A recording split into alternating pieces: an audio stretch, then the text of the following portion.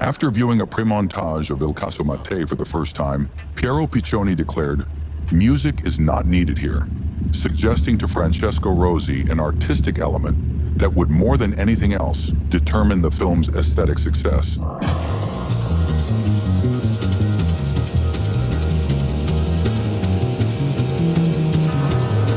This suggestion was immediately embraced by the director, who initially envisioned a more traditional musical commentary, more in line with their previous collaborations. So how could one convey, through the sometimes deafening silence, a depth that is accidental yet profound, giving the images in that investigation a dimension that is cinematic, journalistic, and above all, existentially coherent? Piero Piccioni embarked on a quest to seek out an abyssal silence, beginning with explorations of the unspoken acoustic possibilities of the Hammond organ. More precisely, certain inaudible noises, out of tune pops and booms, by way of combining these sounds later through tape splicing montages within the tape loop process.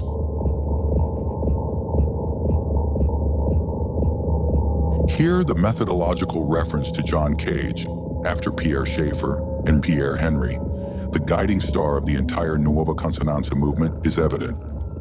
Piccioni reinvented Cage without compromise in experimental, cutting-edge projections, with no mediations or concessions. The film's soundtrack is unequivocal. Having established a demonic dimension, Piccioni gradually introduced rhythmic elements, sometimes with distant refractions in jazz, and then again of pure electronics, which with hindsight we could classify as a precursor of techno sound.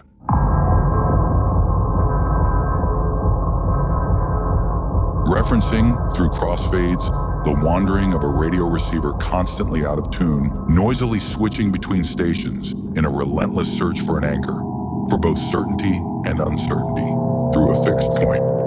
In these processes alongside Cage, one can also see parallels with an actual mixing method integral to the composition itself, such as that used by Charles Ives in Central Park in the Dark, 1906.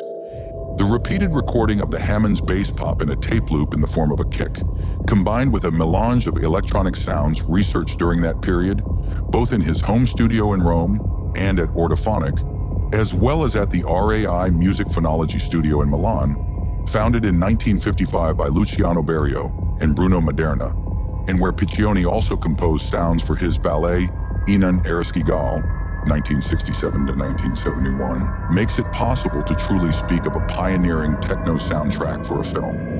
Kraftwerk were contemporary pioneers in the world of popular music, their first albums with similar sonorities being released in 1973 and 1974.